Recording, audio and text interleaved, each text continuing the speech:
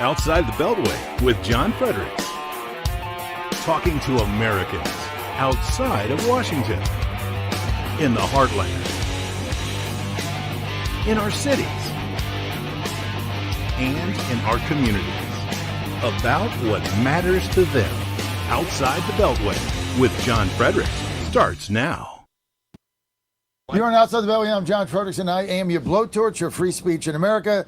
You're on the Iowa bus tour, day 2. We're in Clive, right? Clive, Iowa. Clive, Iowa. Tomorrow, Sioux City. Thursday, where are we Thursday? Mason City. And then Friday in Des Moines. So follow our bus tour on our website, John Fredericks Radio Show. Just go to John Fredericks Radio Show, sign up for our newsletter, participate in our First in the Nation straw poll. Don't forget that, 11 candidates on it. Got some very interesting results coming on. Plus, we're going to take your calls right here because this is your community. 888-480-JOHN, 888-480-5646. Now, I am opposed in Virginia to iGaming. It is the biggest ripoff since the scam skill games. These people never stop. They're just money-hungry grubber rats that need to be smoked out. Now, iGaming, effectively, they're trying to do it in Virginia. You can gamble on a casino on your phone. There's no regulations. Nobody can follow it. All it does is make the companies that install it money. It makes continuous betting easy. It diverts funding from established public programs like the lottery. This legislation would defund public education while dramatically expanding 24/7 gambling, causing addictions. You can't monitor it. This thing is so egregious, it really just drives me insane. But it's all about greed and money. Greed and money. Mamie Locke, greed and money. You get big donors. Let's get iGaming. Who does it prey on? The most vulnerable in society.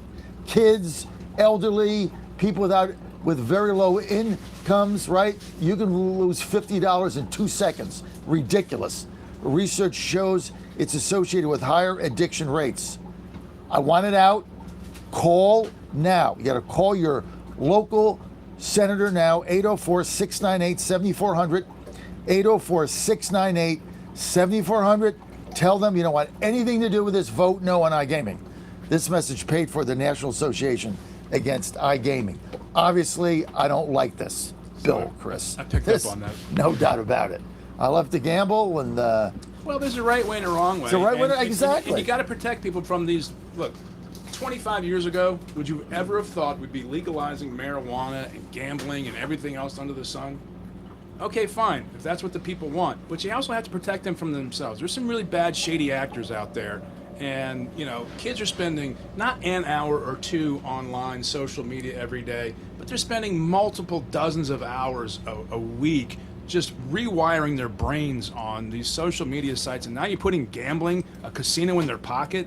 It's really dangerous and needs to be heavily regulated. I mean, hammer regulated. My son Joe called me yesterday.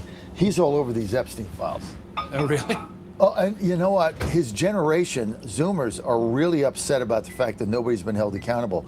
So we had one of the victims come on, was apparently interviewed yesterday or the day before, who said that she was very upset that nobody's been held accountable. And the question I wanted to ask is, well, you're a victim. What happened to you, and who was the perpetrator? Like, couldn't a victim finger the person that did whatever they said they did? Which would be, I guess, having relations with an underage girl, right? Because if you're over 18, it's consensual, it doesn't matter. But, if you're under 18 and you're having, some sort of sexual act, I mean, that's beyond pedophilia. I mean, you go to jail for that. Right. So why wouldn't they just? I don't understand why the victims, and I'm not challenging it. I'm asking a legit question here. Yeah, you are. A legit question. Yeah. Why don't the victims identify the person that caused them to be a victim and get it out there and go to the DOJ and said, here's the person, senator, business executive that had sex with me when I was 15. I mean, or describe them or something. That's a piece here that I don't understand. Well, again, I wouldn't know how to tell someone who's been a victim of basically human trafficking and sexual abuse what to do. It's tough. These are, I mean, that's a soul crushing event, and for years, dozens of years, scores of years, the victims of the Catholic priests didn't do anything. The amount of shame, the amount of therapy it takes to unravel all that, especially when you're a young person, a really young person. This is a great scourge in our society. So when we get to this point, we're saying, why don't you just come forward and start pointing the finger? It's hard for them to deal with the simple fact that they were abused. And But I mean, like, how did they get there? Like, I don't where know. was it? It's, Can't they do it off the record? Because I don't know. I wouldn't want to point the finger at the victim right now. I'm not pointing the finger at the victim. I don't think you are, but it's like we just can't turn the perspective, because I don't think people want to be known. A lot of them probably don't want to be known that they were in fact trafficked and sexually abused. And for the younger generations, this hits home because it's their peer group. They're the ones who are looking at it. These are people they're the same age as I am. They could be people walking down the street. I've heard the stories. This person, that person. We see it how many? It's like every week in the news, John. You see some public school teacher has had an inappropriate relationship with a student, and it's sort of sloughed away. No one takes it to the nth degree, because you get a couple of ICE agents who cross the boundary or do something that's caught on film, but no one ever does that with public school teachers and like condemns the entire public school system. Now do they, right? And that's one of the hypocrisies in this whole conversation that we're having. So when you dial it all back to the Epstein files, this is getting untenable for anyone in politics who's not getting everything out there all the time and dealing with. Because believe me, it's all going to come out eventually. You might as well just throw it all out there, deal with it, and move on, because it's harming the country at this point. I just don't understand. It's awful. I haven't read the Epstein files. People read them, and my son.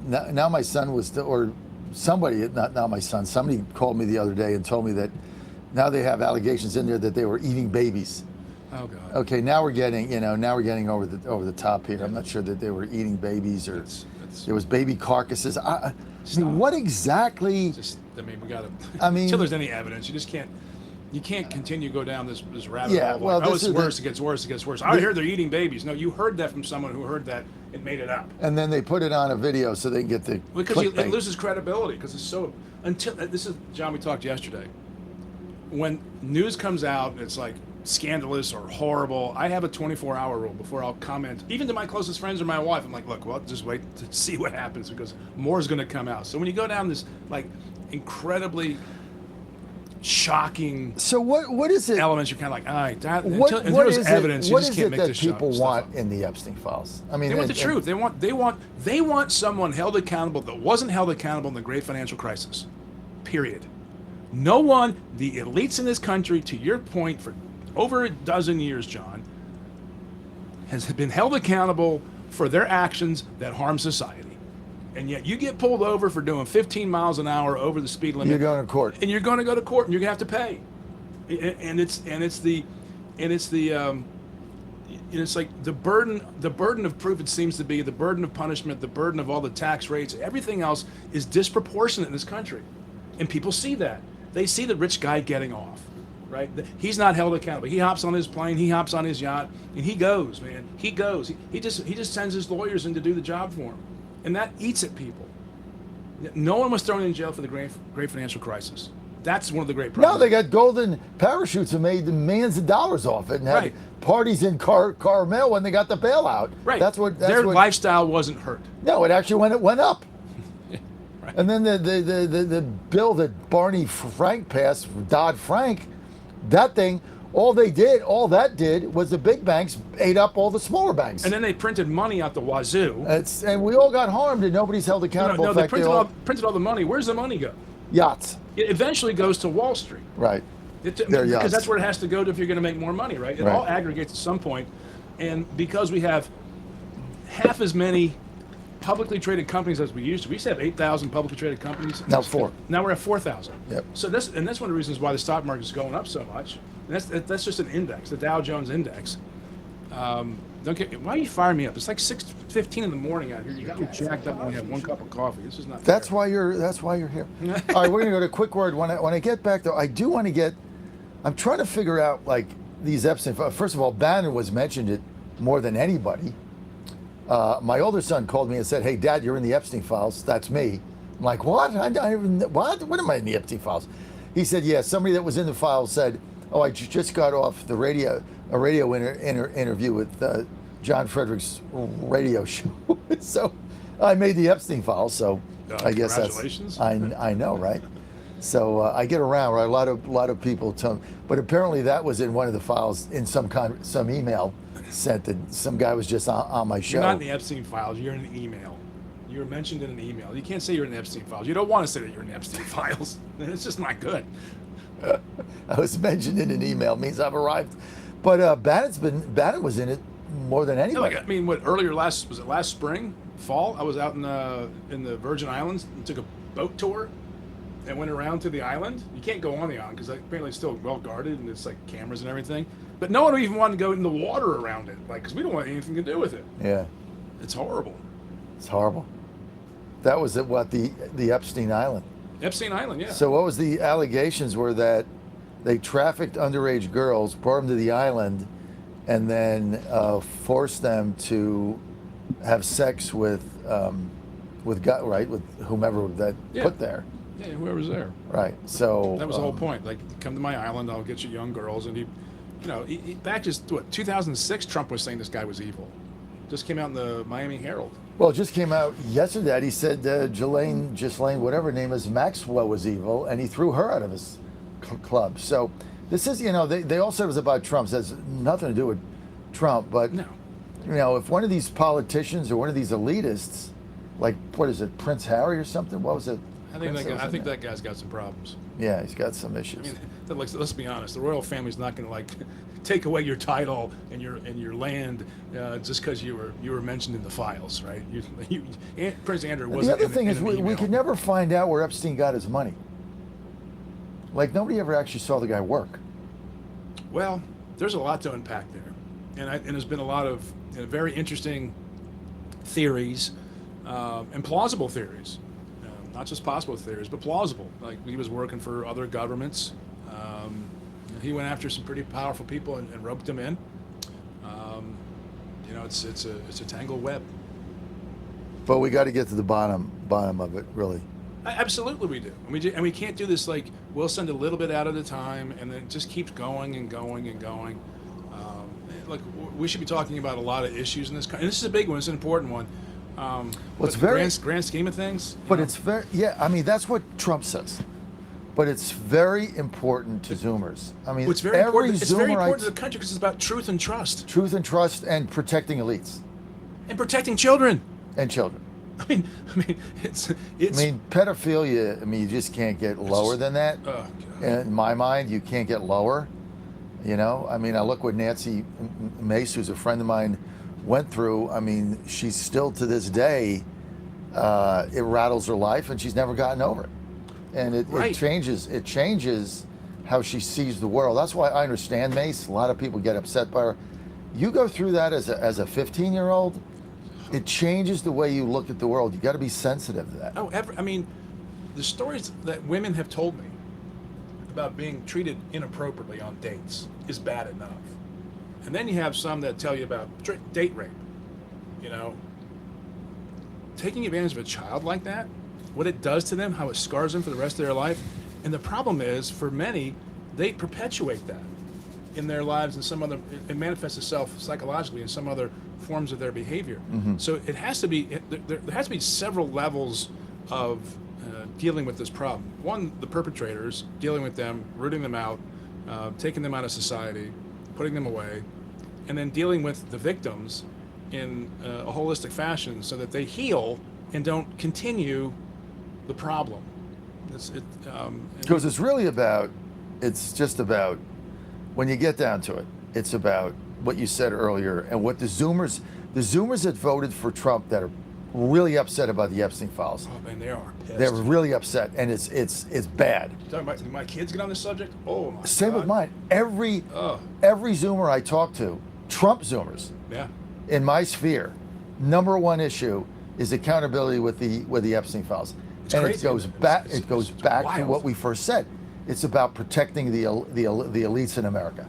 But it's also by protecting them because they're children. That's right. Because Good point. They go, these are my peers. These are my peers. Yeah. I mean, I can relate to. I'm the same age as that girl. Right. Right. And your daughter say that, you're kind of like, oh my God. Right. That's pretty sick. Right.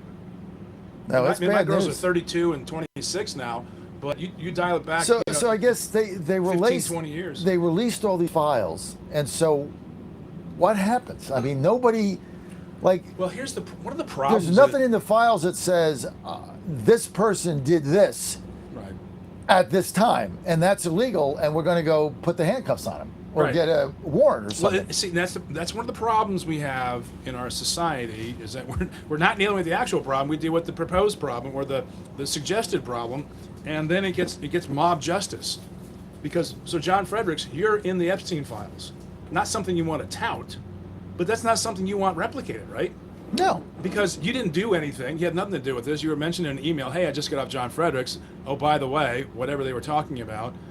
And you don't want to have the public pursuing you because you have been mentioned in an email that is part of the Epstein files when there's like millions of documents in this thing, right? I mean, like it's casting a pretty wide net. This goes back to like the mob justice, mob violence that we don't want in this country, mob adjudication. And it's one of the dangerous Mob things. adjudication. Yeah. Well, that's what you're getting in Minnesota. Yeah. Right. Well, that's also a planned distraction away from the Somali frauds. Let's not Right. kid ourselves. Right. That's what the whole thing. They were flooding the zone to take the attention. That of the was Somalis. that was what the whole thing was about. Was the course. Somali fraud. But this is where you have to pivot and go, wait a second, what are they really doing here? No one's protesting ICE in the rest of the country in sub-zero weather. They're trying to take the attention off the Somali frauds. Right.